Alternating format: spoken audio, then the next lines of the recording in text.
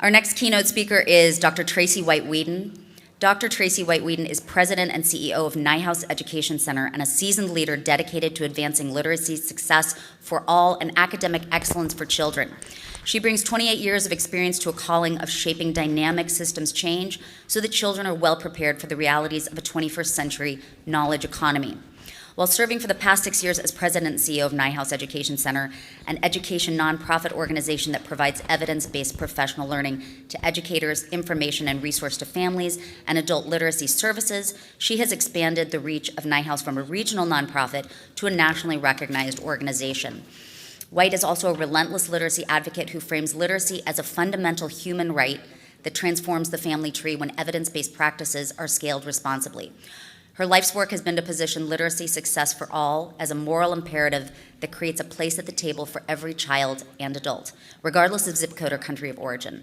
A graduate from the University of Detroit with a BA in Speech Communications and English, White also received her MED and EDD in Educational Leadership from the University of Houston. Welcome, Dr. Weeden. So good to see all of you this morning. I think I need to bring that down a bit. How's that? Excellent, excellent. Well,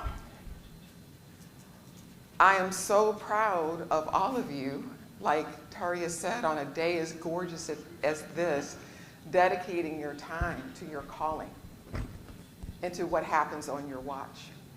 I just want to celebrate you today to start and tell you I will never forget where I came from as a teacher, recovering English language arts teacher. Any recovering English language arts teachers out there? I see a few hands, all right. The title, getting a little feedback, okay. The title of what I want to share with you today is literacy as a human right. And it really is a bridge between what you heard from Kareem and what I want to share with you today. And I'm also a recovering central office leader. I have the stripes on my back to prove it. If I had a do-over, I would do things so differently. I think about the children on my watch in the 7th largest district in the country, thank you, Kareem, who were counting on my strategic leadership moves and the moves of my leadership team. And we did get some things right, but I want to be honest and vulnerable with you and say some of the things we didn't. And I want to give administrators out there permission to accept what you didn't know. And it's okay, because when we know better, we get to do better. So I am standing on record saying, I wish I had known more about something like dyslexia. I went through my pre-service teacher preparation program, preparation to become a principal in my master's degree, preparation to become a superintendent, and never heard the word once. Is it any surprise that in some states people don't even want you to say the word and don't believe it exists? That's part of the uphill or upstream issue I want to talk about today, but let's see if we can get this going.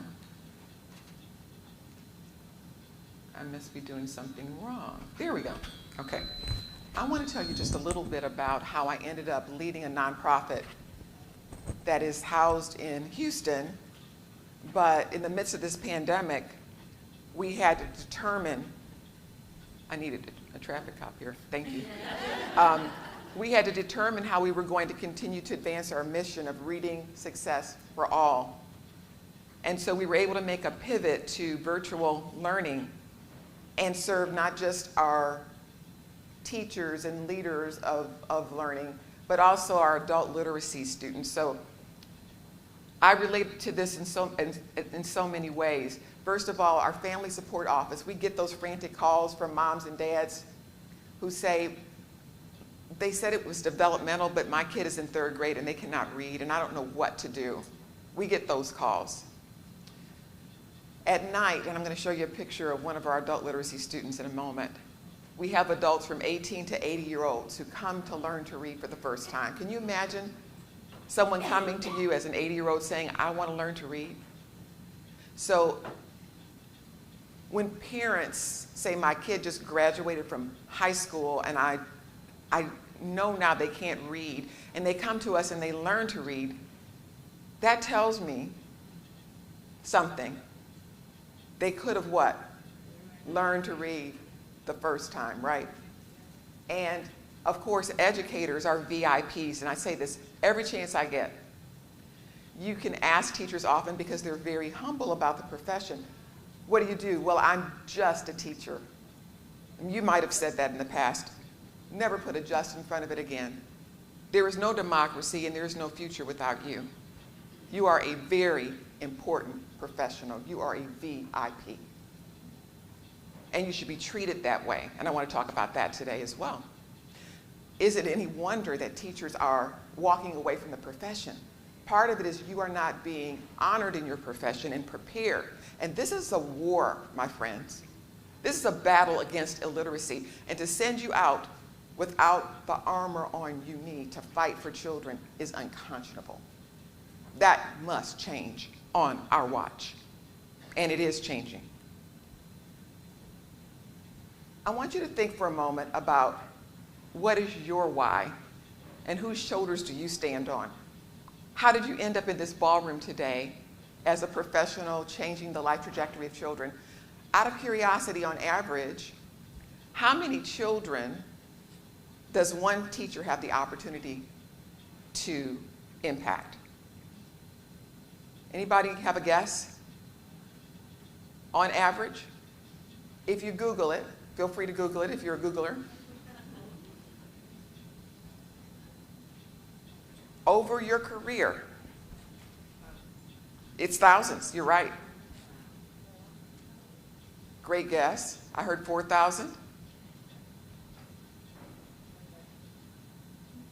2,500, I heard a guess. Think about this and picture this group of children that one teacher can touch. 3,000 children on average. That's an army of children. We need to change our world, our country, our state, and our cities. That's how powerful you are. You are containers of power. I want you to look at this picture because this represents a picture of people who were fighting the battle against anti-literacy laws that existed in the 1830s. And I want you to notice that there are white people and black people in that room. And I want to ask you, do you have the courage to do what was illegal then? The majority of our teachers are white females in this country. You are the freedom fighters of the 21st century. When you're equipped to do this work, these individuals were putting their lives at stake, their livelihoods at stake, their reputations at stake for doing what was moral. And they were able to put their heads on their pillows at night. And as I believe one day when they give account for their lives, they will be able to say, I did what was right on my watch. So once again, regardless of the children in front of you, if they happen to be from a student group that are white, black, as I say, I don't care if you're white, black, or polka dot. On my watch, you're my child. And I love you. And you are a container of potential. And it's my responsibility to draw that greatness out of you. And without literacy and a knowledge economy, you will not have a place at the table. So, and then there was COVID, right? And then there was COVID. So we had this bubble of children moving through the system who went through kindergarten and first grade, or first grade and second grade, and they didn't get the same level of instruction as other children, right, who went ahead of them. What are we going to do for those precious treasures? We know it's real, right? We know it's real. What do we get to do on our watch? So what I want you to think about, that initial question about whose shoulders you stand on, I want you all to stand, because you've been sitting a long time, because you have a butterfly effect, okay? Now what I want you to do next, think about, as an educator, whose shoulders you stand on. And I want you to lock eyes with someone you haven't met today. So kind of look around, lock eyes with somebody, all right? Who looks friendly and nice? Okay. You lock eyes? Put your pointer up in the air. On the count of 3, you go 1, 2, 3, you're it. Okay? And then you're going to go and tell that person about whose shoulders you stand on that allowed you to be in this room today. Are you ready? Pointers in the air. 1, and I'll give you a countdown from 10 when we come back together. 1, 2, 3, you're it. Whose shoulders do you stand on? So, the butterfly effect is proven, a theory, right? Out of curiosity, how many of you had a coach who was your butterfly effect? Raise your hands. A coach. I saw one hand. How many, it was a teacher? Raise your hands. A teacher who was your butterfly effect and affected you being in this room. A parent. Raise your hands. Quite a few hands. A pastor. Anybody? Okay. Well, we need people to come out of this COVID chrysalis equipped with the right information to fight for our children to ensure they're prepared for a bright future. And one of the things I used to ask children is, what do you want to be when you grow up? But the thing is, we know this world, they're going to be all kinds of things in one lifetime, right? It's not just one job. And so the currency of the 21st century is being able not only to read in the language of power and influence, it's to write in the language of power and express their ideas in the language of power, where they build a word, they build a sentence, they build a paragraph, they build a life. So it's bigger than just reading. And for those of you who are saying, you know, we need to talk more about that, you're right, but we've got to start somewhere. So let's ask our children, how do you want to change the world? That's a more important question than ever today. How do you, on your watch, want to change the world? Let's prepare them for that passion that's inside of them. This is a knowledge economy and an information age. Now, I grew up in inner city Detroit, and there is no way I would be in this room today had I not that currency in my hands. And my why is my mom and my dad. I'm a preacher's kid, so you're going to hear a little bit of that flavor coming through. Can't help it. Heard it all the time at home, right? It's just a part of who I am. But both of my parents grew up in abject poverty in Georgia and Mississippi, and then they came up, that great migration to Michigan. My mom was a struggling reader, but she instinctively knew that we needed literacy as the currency of the 21st century. It changed our family tree. And for me, literacy is a form of privilege I'm going to pay forward. Think about that for a minute. Remember what Kareem asked us earlier about what would you give? How much would you? It's privilege. The people in this room. Some of us are that 5% who learn to read easily. That's a privilege. But treating every child as if they have that privilege is not aligned to core, right? And who we intend to be in the world. So when we think about this, aligned with all of that are these demographic shifts that are dynamic. I now live in Houston. I've been there for 30 years. And we have over 150 languages spoken. So for those from the EL community who want to support those learners, yes, the majority may be Spanish speaking, but we have all kinds of languages represented right in this city, right in Buffalo. So what about those children? What about that stairway we talked about? What about the guardrails for those children? So we've got to think holistically about this opportunity and challenge. What I want to challenge you to do is do a little research and check out the canary in the mine. That is adult literacy. I have the privilege of serving on the only mayor's office for adult literacy in the country, in Houston. The Barbara Bush Foundation is intrinsically tied to that work. And by the way, if you're a Barbara Bush fan, and I am, she was all about literacy because dyslexia is in their family tree. Check out this stat. The Barbara Bush Foundation consigned Gallup to do this analysis, and they found that if all adults in our country were able to move up to the equivalent of a 6th grade reading level, the national benefit economically is estimated to be $2.2 trillion annually. That's a lot of money. Do we want to remain internationally competitive? This is the battle to fight. This is the one. And sometimes people aren't inspired by values or whatever, but sometimes it's just bottom line. So if you're talking to people from your community who have the money to help fund work, have that conversation. But find the way to be strategic. And to quote one of my favorite superintendents in the country, he said, this is chess, not checkers. It's about strategy. It's about influencing from the middle. Now, this is the picture I wanted to show you. My vice president of family support and adult literacy asks me to come by every once in a while. I do what I call my walkabouts in our building for those who are receiving services face to face. And the lady with the scarf that I'm kind of hugging close at the top, I know, same jacket. I like this jacket. It matches my hair. This lady is smiling now, but when I first walked up to her, she said, I'm so frustrated with myself. She said, I can't even read ABC right now. I can't read anything. And she just started to weep. She was just sobbing. And I took her by her hands and I pulled her up from that chair and I hugged her close and I said, this is your season. You are going to read. We are going to teach you. We're going to do everything we can for you. And you will learn to read. All of our instructors are certified academic language therapists.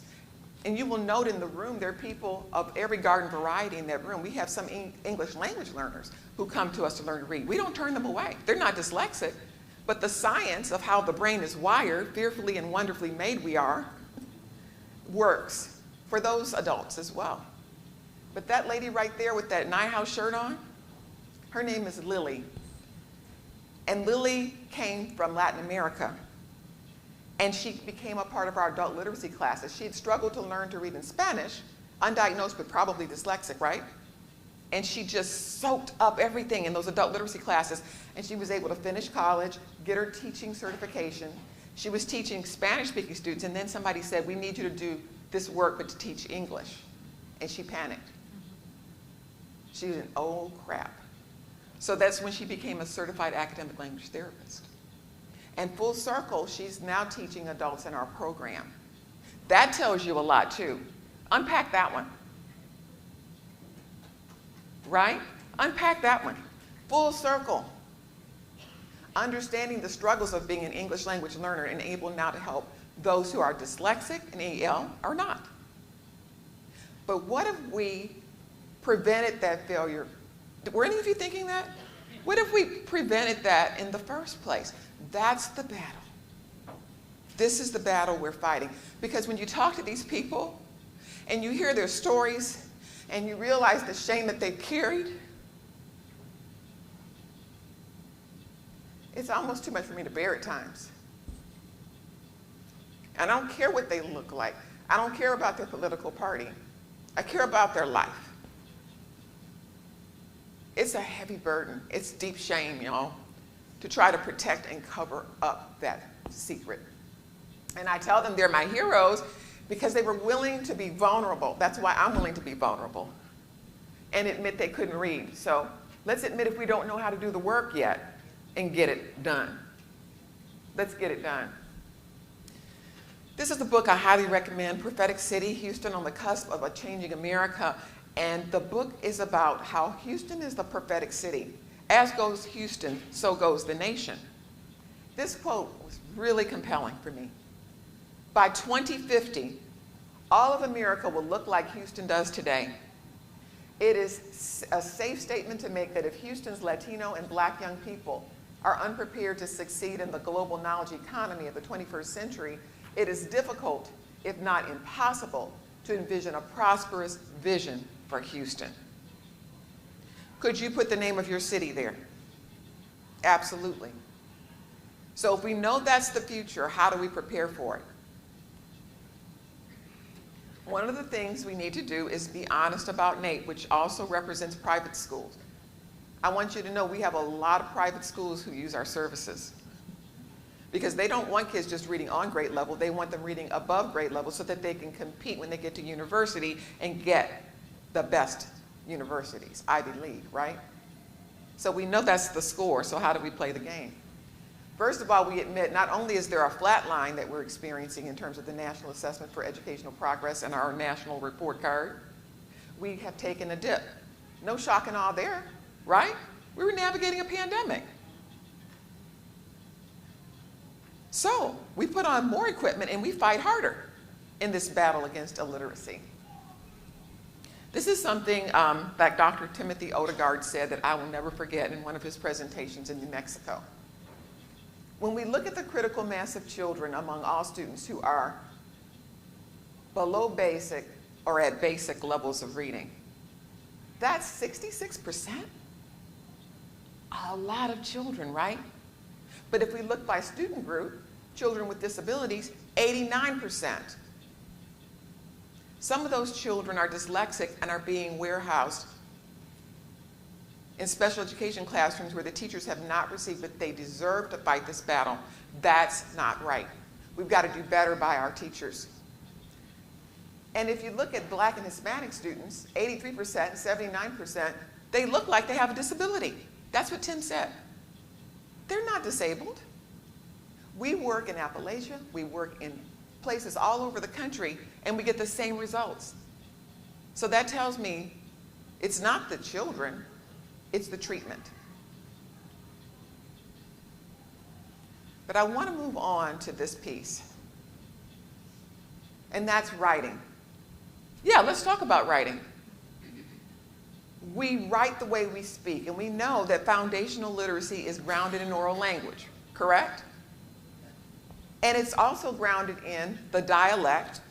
If you like Dr. Julie Washington's work, I love her work, it's the language variety. So when I go to Detroit, I switch code, depending on the audience I'm with, because the dialect I'm loved in, or the language I'm loved in, gives me a place in my community.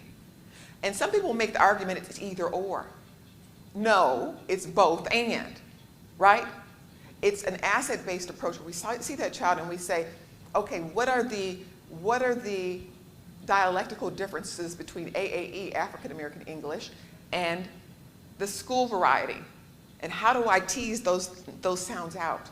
And that's for any dialect or language. It's about being diagnostic and prescriptive. It's about building teacher knowledge. Dr. Elsa Cardenas-Hagan said, you can give me a piece of paper and a chalkboard, and I can teach a kid to read. Yes, we do need excellent curriculum and excellent assessments, but it's about you, that practitioner. And again, being vulnerable, I'm a breast cancer survivor. And for someone to tell me, I don't believe in the science of cancer treatment, I'm going to do what I want to do with you, I wouldn't be here today. So whether you're a person who's a spiritual person and you believe we're fearfully and wonderfully made and designed and we can now look at the brain and see the imaging, or you believe that science should drive instruction, whatever you believe, do not let someone become your gatekeeper to do what's right for children. Leaders, be bold and brave. Teachers, be bold and brave. Influence from the middle. Parents, ask for what you need. University professors, when I was leading curriculum instruction and assessment, I would say to my team members, we're not writing curriculum for ourselves. We would go to schools to see how it was working. And I want to say to our university leaders, be that lighthouse. You're not preparing teachers so you can keep tenure. You're preparing teachers because they deserve to be equipped to win at their profession, period. And if there's anything else driving you, check that out. The biggest challenge I find in change management are adult egos that get in the way of doing what is right. Justice is about making wrong things right, period. Wrong things right in your classroom, wrong things right in your school, wrong things right in your district, in your state. That's what justice is. And it is not about the suit we were sent here in. It's about your heart, your mind, and your intellect being united around the right thing. Same thing for 8th grade writing. We see 74% of all students below proficient in a knowledge economy and an information age. We can change this. This can change. And this is the first stepping stone. It's an attitude and a focus around prevention, not just intervention. I worked how many of you are Scholastic fans, and you know how we get the little pamphlets at school, and you would just go and you would just check all these boxes in your mind like, we're not buying all those books. Were you that kid? I was that kid. Oh, we get so excited. It's like, it's Scholastic. Woohoo! Oh my gosh. Love Scholastic. Well, I worked for Scholastic Achievement Partners as the director of academic planning. So I would go all over the country, lived in a suitcase, and would sit down with district leaders and cabinet members, and we would look at disaggregating their data, looking at the kids who needed intervention services. And inevitably, Read 180, System 44, they would say, can we use Read 180 for Tier 1? What does that tell you? Did they have an intervention problem or a first instruction problem? Bingo. First instruction problem. I would say, no, that's not appropriate. And I saw this from coast to coast, from Compton USD to DC Public Schools, and I went, what the Halifax is going on here? I can say that, it's in the dictionary, it's not cussing. Okay, so, don't tell my daddy. This is the big idea, prevention. And so with that in mind, we want to prevent educator failure, and that's how we prevent student failure. So, you saw Kareem share some of these big ideas. What happens when we have universal screening and we start to see those red flags for the children who are dyslexic or have other reading disabilities? What happens when we have high quality Tier 1 instruction? We are preventing reading failure. What happens when we progress monitor? Now, when I taught my daughter to drive during the pandemic, I had to do something positive because she was, on lockdown. You all remember. Oh, Lord have mercy, her social emotional well-being and mine. She's going through tenopause, I'm going through menopause, and it's a pandemic. That is not a pretty picture. So I'm like, sister, we're gonna learn to drive in the pandemic. As I was teaching her to drive, I didn't tell her just hit the gas and keep your hands on the wheel and don't turn the wheel, right? We had to make mid-course what? Adjustments. We've got to do that and be able to be not just data rich and fail to be analysis poor. This is what one of my favorite leaders said. She said, we're data rich and we're analysis poor. So part of this, as we're going to get to in a minute, is leaders, are we killing our teachers gathering all kinds of data and they don't know what the heck they're supposed to do with the data? And it's too much and they can't even get to teaching. We have to be strategic about all of these things. So bottom line, here's the outcome. Fewer negative consequences, less early reading failure, and more cost effective. Friends, when I would look at the high school data for kids who dropped out of systems, like the one I was leading, a lot of the children in my district gave up in middle school. Any of you know what I'm talking about? If you keep experiencing failure, why would you keep showing up someplace that makes you feel like a failure? They dropped out. And the ones who dropped in high school, I would disaggregate the data with the data team, and we would look at the title funds that were just flowing out of the system. And it was millions and millions and millions of dollars when the children gave up in middle and high school. And what we have found is when districts focus on the right work, they recapture those funds. So this idea, we don't have money for dyslexia. Yes, you do. If you have the model that's about prevention and not just intervention. On the flip side, we see if we wait until second, third, or even later to diagnose and treat children, we've got all this assessment and evaluation going on, which is very costly. Special education services, explosive, so that the pyramid is upside down, right? The critical mass of children at Tier 2 and Tier 3. Doesn't have to be that way. We have extensive and intensive intervention going on, hopefully, right? But that's reactive, not proactive. More negative consequences, delayed reading success, and less cost effective. It's just not practical. So I want to highlight one of our sister organizations that I absolutely love partnering with, and that's the Reading League. How many of you have the defining guide in your library? A few people.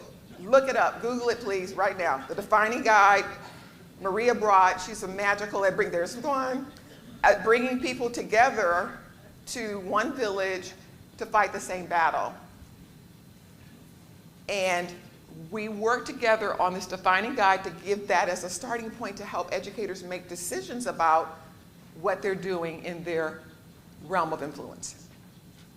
And there's also a video associated with it that makes the case in the prologue for the why. All right? That happened to be me. She said, who's that? Oh. This goes back to what we heard earlier. Where did you as a student fit into this in terms of learning to read? Were you that 5% who learned effortlessly? Many of you were that kid. That's where our privilege can become a blinder, and we may say things inadvertently to kids like, you're lazy, right? You're not trying hard enough. I remember saying, you just need to try harder. You need to put forth more effort. And it haunts me now, because I know some of those children, now adults, are dyslexic. And they were at the bottom of this chart, 10 to 15%, where it's very challenging. And actually, in their corpus callosum, they were working many times harder at trying to figure out reading than I was. And I had no idea. And so when we're teaching kids to read, and we see that the critical mass of children need explicit instruction, it's like what I got in terms of my treatment. It's like the broccoli. We gotta make sure they get it. And if people are not preparing educators with that, we need to sound the alarm. Retention increases when teachers succeed at their work. You aren't doing this to get rich. You're doing this to change lives. And you deserve to succeed every day and be excited to put your feet on the floor and get after the work. There is a huge cost, and this is from California, of neglecting dyslexia specifically. Neglecting dyslexic learning has a huge toll. It costs the state of California $12 billion a year. And that's just in terms of the economic cost. We're not talking about the social emotional damage, where there's a more likelihood of drug abuse, higher likelihood of suicide. There are all kinds of things connected to this for us as change agents. And it's not just exclusive to our country. This is research. The body of research is international. So this is a worldwide opportunity and dilemma. And you know what's so interesting to me? When I think about countries where women are denied the right to become educated, at the core of that is literacy. Because when women become knowledgeable and literate, they start to speak up and they start to change things. Look across this ballroom. We love you guys, but there are a lot of women in here. There's a lot of estrogen power in here. We are the ones who can change this dynamic. This data, I hope this really grabs your heartstrings. Remember that Statue of Liberty? We are the ones to take the chains off the Statue of Liberty that we heard from my brother? The country with the highest incarceration rate in the world is our democratic country, the United States of America. Think about the population density of India and China. And that should make this even more of a concern.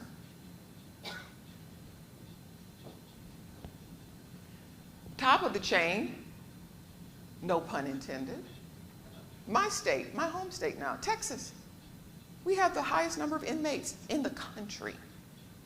Now what I'm hoping to see, because our state is moving towards the science and such of reading and teaching, reading, writing, listening, speaking, all the pieces, right? Is that that number should go down if we're getting it right. That's my other canary in the mine. What's happening in your state? How many of you are familiar with the First Step Act? So the First Step Act was a bipartisan act that passed under the Trump administration with the idea of screening inmates for dyslexia, because it's a real thing that 48 to 50% of inmates are dyslexic in our country. So Senator Cassidy wanted them to be screened. Here's a dirty little secret. The screener they're using is not valid and reliable. He's fighting that battle too. The spirit of the law and the letter of the law are two very different things.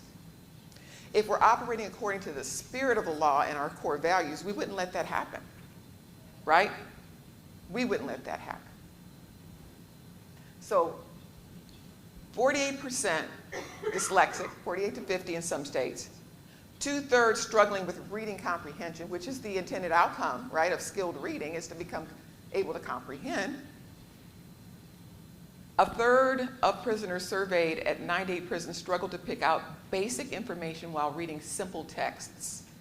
And around 20% of the general population have a language-based learning disability. Any speech language pathologists out there, or people with that training? Do you all have one? Any of you, do you all have those people in your schools?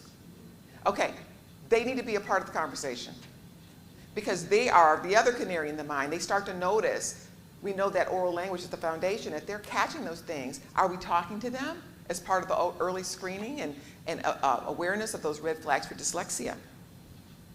It's high stakes. And you can quote me on this. Reading intervention should not be a system of warehousing children until they graduate without experiencing reading success. Unsuccessful reading intervention deeply influences the likelihood of a lifetime in prison. I went to a maximum security prison with a dear friend of mine. We'll call her Miss Betty. Her name is Betty. Betty, she's no joke. Betty's about this tall, sparkling blue eyes, black hair, the kind of cushy grandmotherly figure you just want to hug her, right? She's cushy and lovely and warm.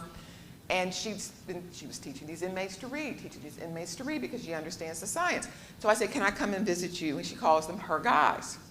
She never wanted to know what they did wrong. She didn't want that to color her view of them, because she wanted to treat them like image bearers of God.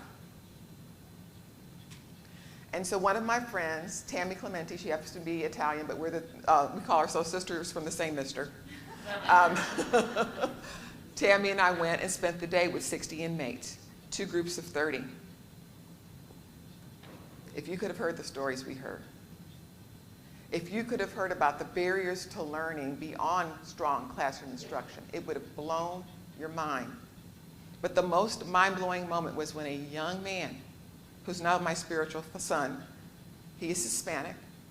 He came up to me at the very end, and he waited till everybody else had left, and he said, Dr. Weeden, he said, I have a life sentence. Should I finish my GED? And I said, yes, my dear, you should, because no one can take that from you. And he finished his GED. And we're pen pals now. He's like my son. But these men, at the end of that time, stood up. They said, we want to pray for you so that you'll take our story to educators and let them know. I was in special ed, about 1/3 of them. I was diagnosed as dyslexic in prison. I was navigating the war zone of poverty. I had barriers to learning, but I could have learned to read before I got here. And so some of them were Aryan Nation brothers. There's a guy with tattoos over his whole face. I mean, they were just right there, but in a circle praying that I would be able to take this message forward. I never dreamed I'd get to do this then. I wasn't doing this then. But here I am. Here I am. You never know where you may end up in your ability to influence from the middle. This is what it felt like at times for me as a district leader. There is the science of teaching reading, and there's the science of leading reading, leading literacy. It's our responsibility to be sure we understand how to do that work. And as part of that, we've got to remember our teachers. Does this look familiar to any of you? This is what initiative overload looks like. The special ed department is telling you, you got to do this. The EL department is telling you, you got to do that. Your principal's saying this. This is new initiatives. There's da-da-da-da-da-da-da. We never stop doing. We just keep start doing things, and it's too much. It's too much. And I will never forget. See that deer in the headlights look, my first year? Golly, y'all. I almost quit about 50 times. But you know the reason I didn't? It was because of those precious children I taught in inner city Detroit. And they kept showing up when I was theater arts teacher and English teacher, and some of these kids in my theater arts class I know are dyslexic. And they just kept forcing themselves to figure out the scripts and memorize them because they felt like this is something that gives me purpose and meaning, right? I can't forget that. And I can't forget that they were navigating the war zone of poverty, but that wasn't an excuse for me not to teach them and to have high expectations for my babies. But this is what happens to us if we're not holding on to those high expectations. The most dangerous phrase in the language is, we've always done it that way. Now the question is it serving children well? And for leaders, is it serving the adults in your organization well? And if it's not, we need to stop it. What I find for those who have the courage to do what I'm going to share with you today, they become beacons of hope. I love lighthouses. I have two symbols, butterflies and lighthouses. If you want to make me happy, get me either one of those. Lighthouses have two purposes. They beckon you to safety. Come to the light, right? They also warn you of the shoals that could wreck your ship. Great educators can do both of those things. And they are lifelong learners. They don't ever think they've arrived, they've got all the answers. These essential elements should be reflected in your school. And I want you to think about which of these exist in your school, and if not, how do you influence from the middle? Or how do you change the culture? Because culture eats strategy for lunch, doesn't it? It eats strategy for lunch. This is research out of the University of Chicago Consortium. And the first and most important part is effective leaders work with teachers to implement clear and strategic vision for school success. The most important vision for school success is literacy. Because if I'm a math teacher, there's a literacy of mathematics, correct? So if my students cannot read like a mathematician, speak like a mathematician, and express their ideas like a mathematician, I have not finished my job. And when we look at these tests, the state tests, right? There are also, for math, reading tests, right? So across the content areas, the fastest improving systems that we work with focus on not just early literacy, but remember those stairs. The stair analogy applies to literacy as well. At every stage, it's not about the age, it's about the stage. You keep moving them up, up, up, up, up, and building their literacy skills. So the science of reading is incomplete without the science of teaching reading. Because sometimes the curriculum isn't enough. Again, I want to say it's about building teacher knowledge to be diagnostic and prescriptive in the craft of teaching reading.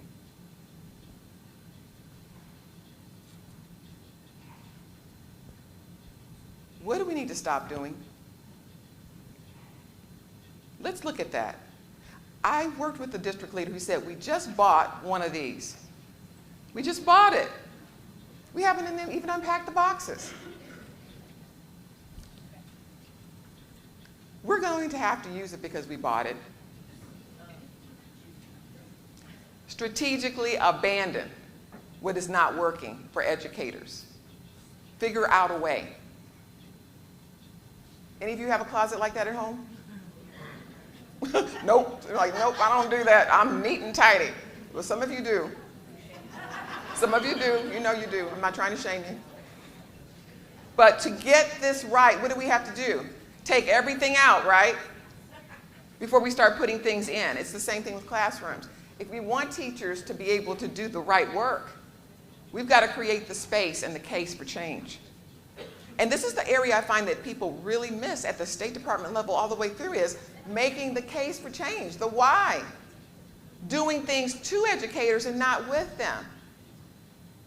We've got to make the case for change and then stop doing some things. This is the other thing that's killing us in education.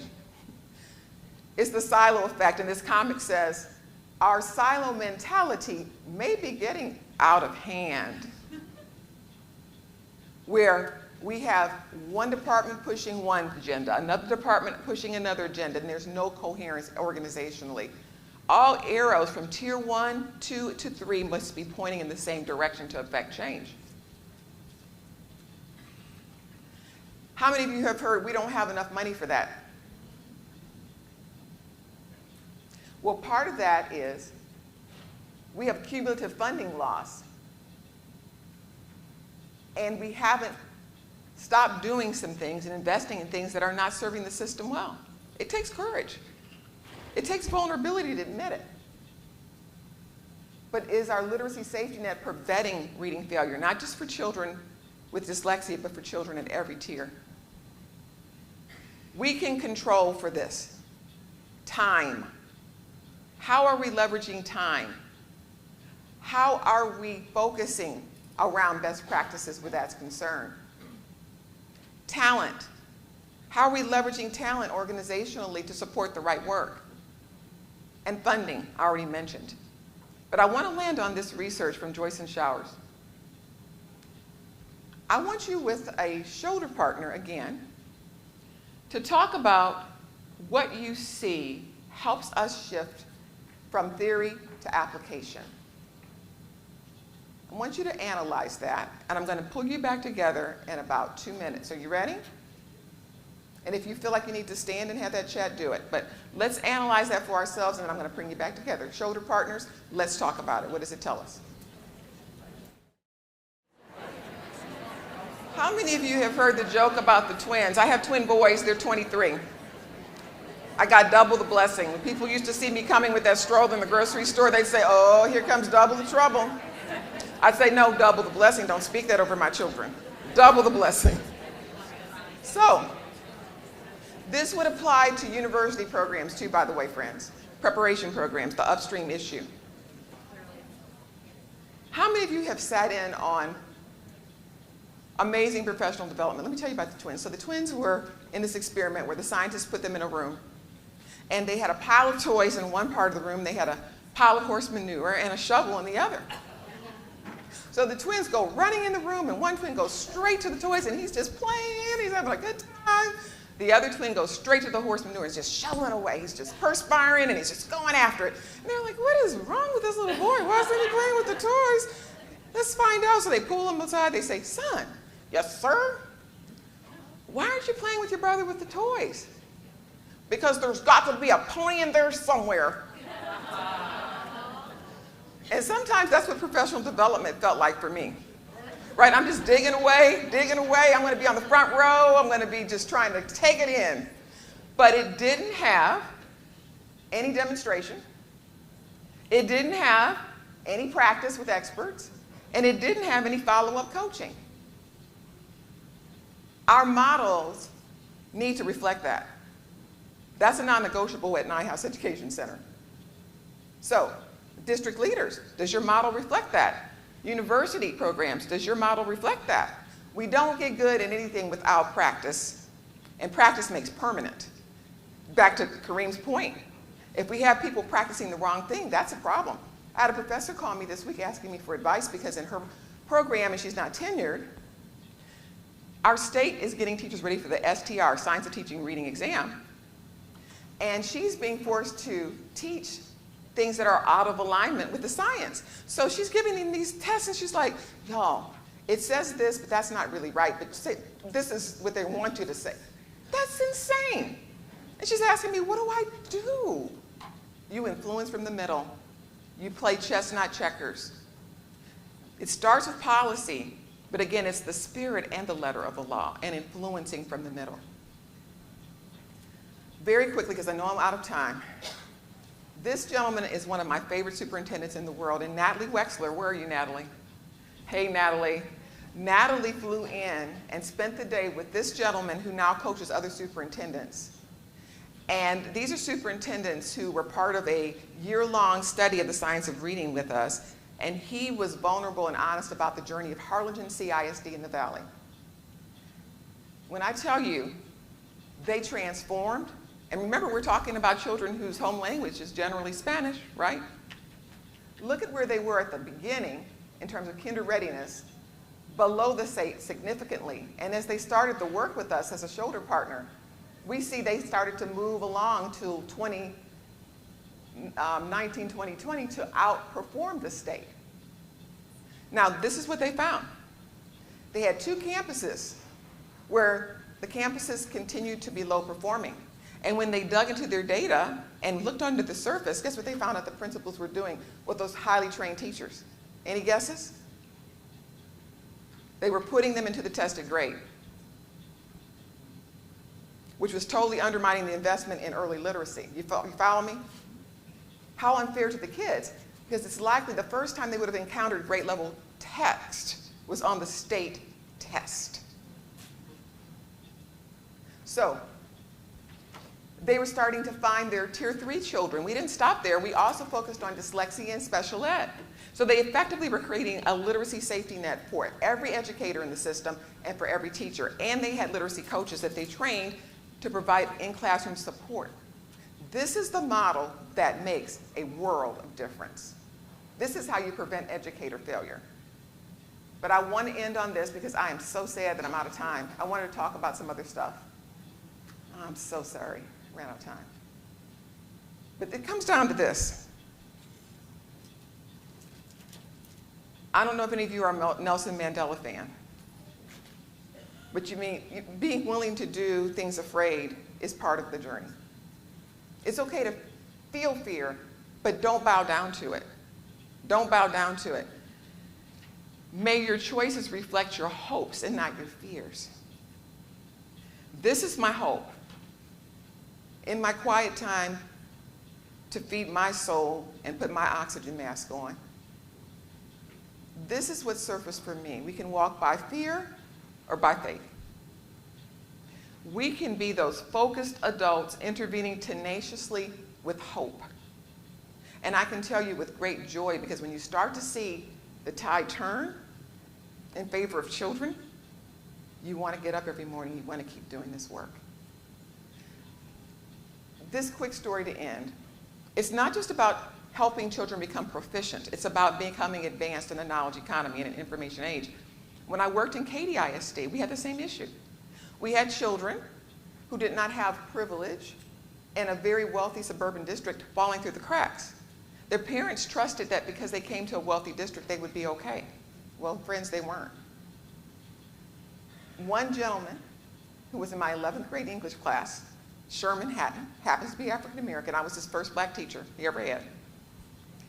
He said, I want to play pro football, miss. And I told Sherman, because he was brilliant, and I'm like, why aren't you in AP English?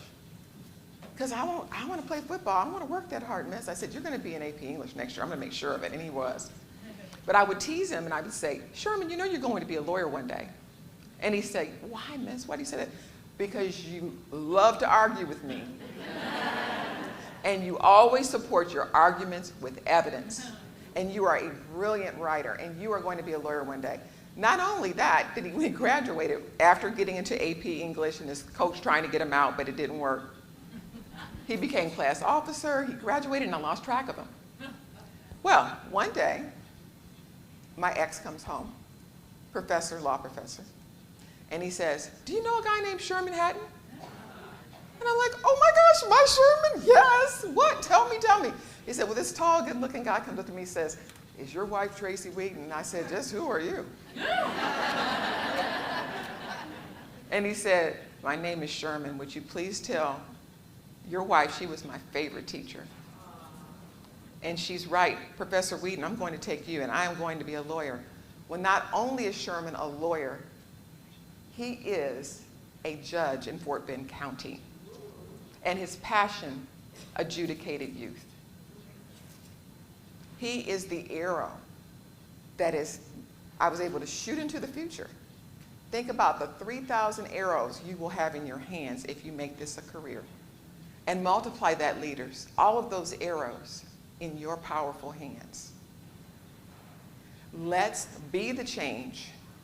Let's fail forward if we have to, but not backwards. And let's do it afraid if we have to, because you are, what did I say? VIPs.